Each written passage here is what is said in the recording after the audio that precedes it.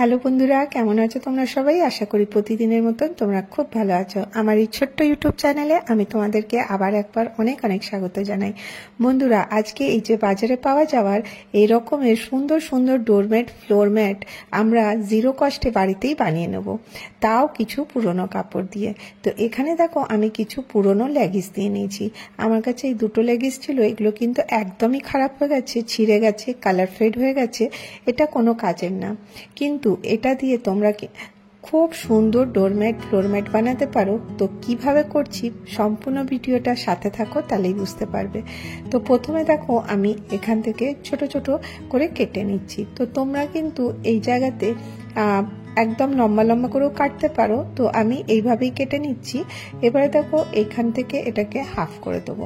করে দেওয়ার পরে এটাকে আমি যখন টানবো তো দেখবে এটা ইজিলি বড় হয়ে যাচ্ছে, কারণ এটা গেঞ্জি কাপড়ের যে কোনো টি শার্ট দিয়েও কিন্তু তোমরা এটা তৈরি করতে পারো। তো পুরনো লেগিস দেখো এত খারাপ হয়ে যায় যেগুলো কিন্তু আমরা আর কোনো ব্যবহার করি না। এইভাবেই দেখো অনেকগুলো আমি এরকম করে স্ট্রিপ কেটে নিচ্ছি।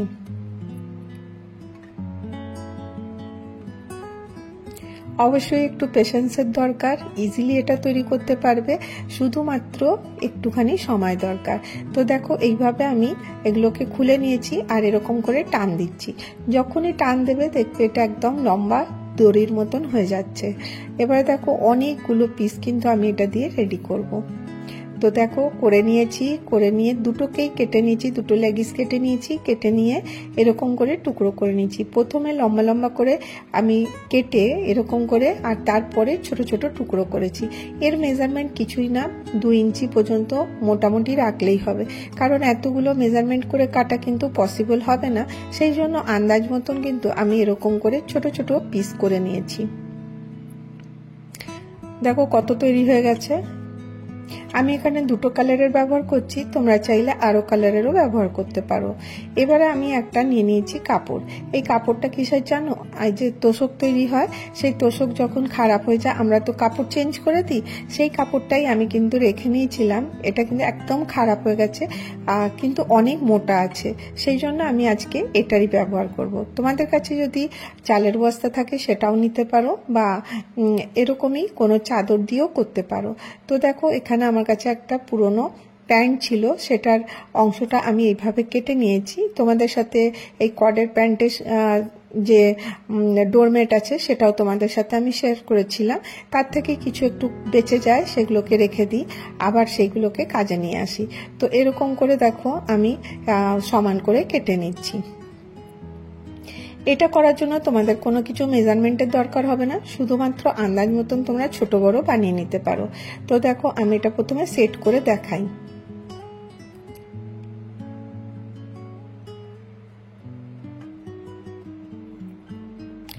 এইভাবে দেখো কেটে নিচ্ছি যতটা দরকার, আর এভাবে উপরের যে বেল্টের দিকের যে অংশটা থাকে ওটাও কেটে বাদ দিয়ে দিলাম, আর একটু অ্যাডজাস্ট করে এইভাবে রেখে দিলাম। আর এটাকে প্রথমে সেলাই করে নিতে হবে। সেলাই অবশ্যই করার আগে তোমরা একটা জিনিস মনে রাখবে, যে এইরকমই যদি তোমরা সেলাই করতে যাও তোমাদের সেলাই করতে খুব অসুবিধা হবে, কারণ কাপড়টা সরে যাবে। তো সেই জন্য যখনই আমরা সেলাই করব তার আগে এর মধ্যে বল পিন লাগিয়ে নেব। বল পিন লাগিয়ে নিলে জিনিসটা সিকিউর হয়ে যাবে আর এক জায়গা থেকে এক জায়গা সরবে না। চলো এবারে এটা মেশিন থেকে সেলাই করে নিয়ে আসি। সেলাই হয়ে গেছে। এবারে দেখো আমি একটা কাজ করেছি, রাফ এজেসগুলো যে সাইডের ছিল সেগুলোকে আমি কভার করে দিয়েছি। এটা একটা আমি স্যুট নিয়েছি, স্যুটের একটুখানি কাপড় নিয়ে নিয়েছিলাম, সেই কাপড়টা আমি এখানে জয়েন্ট করে ব্যবহার করছি। কিভাবে করব? এইরকম করে দিয়ে এইভাবে ডবল ফোল্ড করে দেবো, তাহলেই এটা ফিনিশিং হয়ে গেল। আশা করি তোমরা বুঝতে পারছো কিভাবে করলাম। জাস্ট এটা রেডি হয়ে গেছে, আর তোমরা বুঝতেই পারছো এটা কতটা মানে মজবুত হয়েছে। এবার দেখো আমি যে কাট করে রেখেছিলাম লেগিসটা, ওটা আমি উঠিয়ে নিচ্ছি। তো এটা আমি একটু কালার কম্বিনেশনে করব। কিভাবে করব? তো চলো তোমাদেরকে মেশিনে দেখিয়ে দিই আমি এটা কোথায় ব্যবহার করব।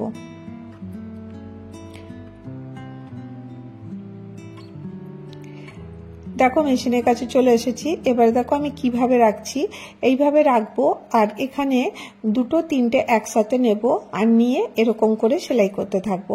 এটা এতটা সুন্দর দেখতে হবে, তোমরা যতক্ষণ না করবে ততক্ষণ বুঝতে পারবে না।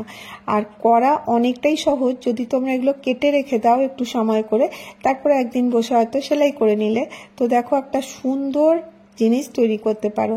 তো কতটা ভালো লাগবে তৈরি হওয়ার পরেই তোমরা দেখতে পাবে। তো দেখো এইভাবে আমি দুটো তিনটে একসাথে করে নিচ্ছি, নিয়ে এইভাবে সেলাই করতে থাকবো।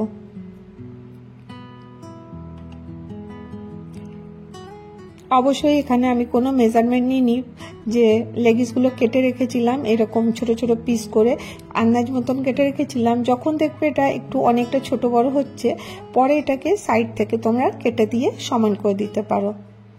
তো দেখো কতটা ইজিলি তোমরা এটাকে তৈরি করতে পারবে। আর এটা করা খুবই কঠিন না, একদম ইজি। আর দেখো খুব তাড়াতাড়ি এটা কিন্তু তৈরি হয়ে যায়।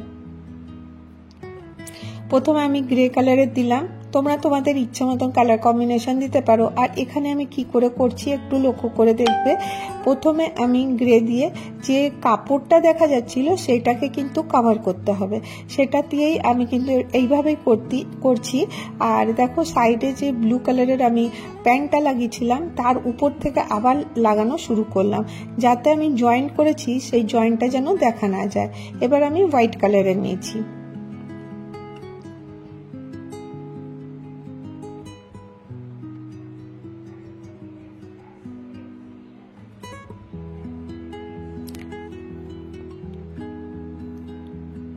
এইভাবে দেখো একটু একটু করে নিতে থাকবো আর সেলাইটা করতে থাকবো।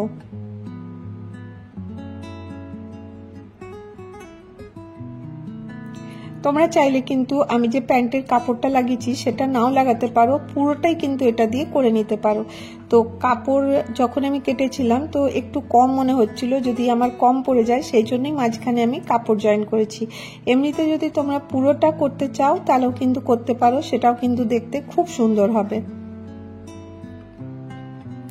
আর এইভাবে করলেও দেখতে ভালো লাগছে। তো দেখো প্রথমে আমি গ্রে দিলাম, তারপর হোয়াইট দিলাম, তার পাশে আবার গ্রে কালারটা এইভাবেই আমি জয়েন করে দিচ্ছি।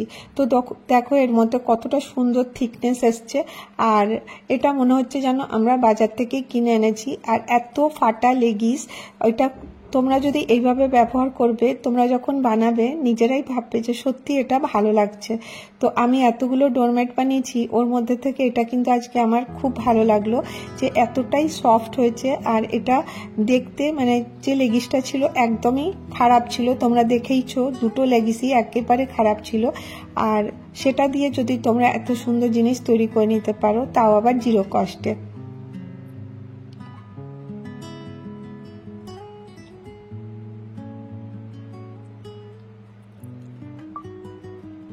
এইভাবে তোমরা কালার কম্বিনেশন হিসাবে তোমরা তোমাদের হিসেব মতন এগুলোকে কিন্তু লাগিয়ে নিতে পারো। তো দেখো এতটা লাগানো হয়ে গেছে, আর একটা স্ট্রিপের বাকি আছে, এটা আমি লাগিয়ে নিয়ে চলে আসছি। তো পুরোটা দেখো আমি কমপ্লিট করে নিয়েছি। আর এক্সট্রা যে সুতো থাকবে সেটাকে সরিয়ে দিতে হবে, আর এটা তাহলে কিন্তু ফিনিশিং এসে যাবে। তো দেখো সম্পূর্ণ জিনিসটা কিন্তু ওয়েস্ট ম্যাটেরিয়ালেরই। আর এটা করে যখন আমি এখানে লাগালাম ডোরম্যাটে, আর পা পুছলে একদম পা পরিষ্কার থাকবে, ফ্রেশ থাকবে। তো আশা করি ছোট্ট আইডিয়াটা তোমাদেরকে খুব ভালো লেগে থাকবে। তো চলো এবারে আরেকটা আইডিয়ায় চলে আসি। আজকে আমি তোমাদের সাথে এই যে জুট রোপ, নারকোলের যে দড়ি থাকে, এটা দিয়েও কিন্তু খুব সুন্দর ডোরম্যাট বানানো যায়। আর এটাতে কি হবে, তোমরা বাইরের দিকে এটা রাখতে পারো, কারণ আমরা যখন বাইরের থেকে আসি ধুলোবালি কিন্তু পায়ে প্রচুর থাকে। এবার দেখো আমি এটা কিভাবে করছি, জাস্ট খালি এরকম করে একটা শিকলের মতন তৈরি করে নিচ্ছি। এটাও কিন্তু খুব সহজে তোমরা তৈরি করতে পারো। আর এটা করতে তোমাদের খুব একটা টাকা খরচা হবে না, কারণ নারকোল দড়ি খুব সস্তাতেই পাওয়া যায়। এইভাবে দেখো আমি 10টা এরকম করে চেন বানিয়ে নিয়েছি, গুনে গুনে 10টা বানিয়েছি। এবারে আমি এই 10টাকে এরকম করে ফোল্ড করব। দেখো আমি কিভাবে করছি, এইভাবে একসাথে গোল করে নিলাম।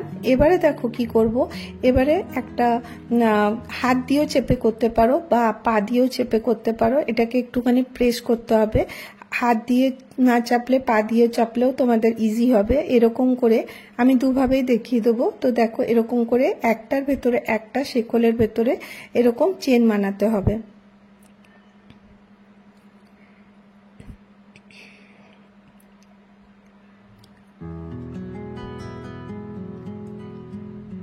এইভাবে দেখো চেন বানাবো, একটার ভেতর থেকে ঢুকাবো আর অপরটার থেকে বার করব।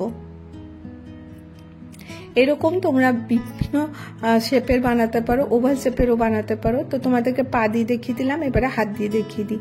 হাত দিয়ে দেখো 10টা আমি এরকম করে চেন বানিয়ে নিয়েছি। 10টা চেন বানাবার পরে এটা আমি এইভাবে ঘুরাবো।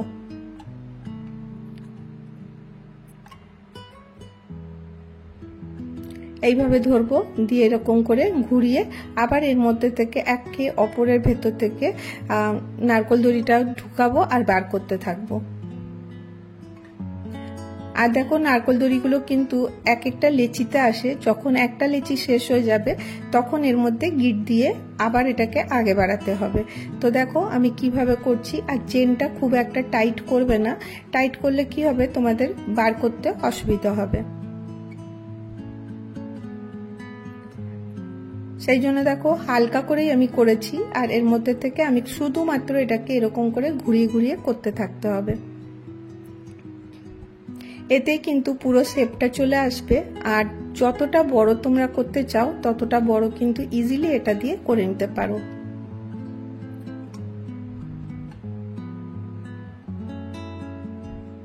আর এরকম একটুখানি করে নেওয়ার পরে হাত দিয়ে একটু চেপে চেপে দিতে হবে, নালে মুড়ে যাবে।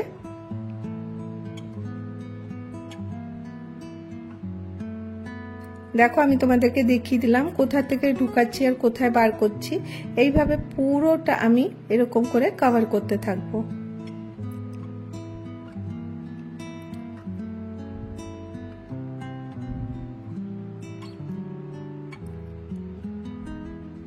এটা করতে আমার 4টা লেচি লেগেছিল।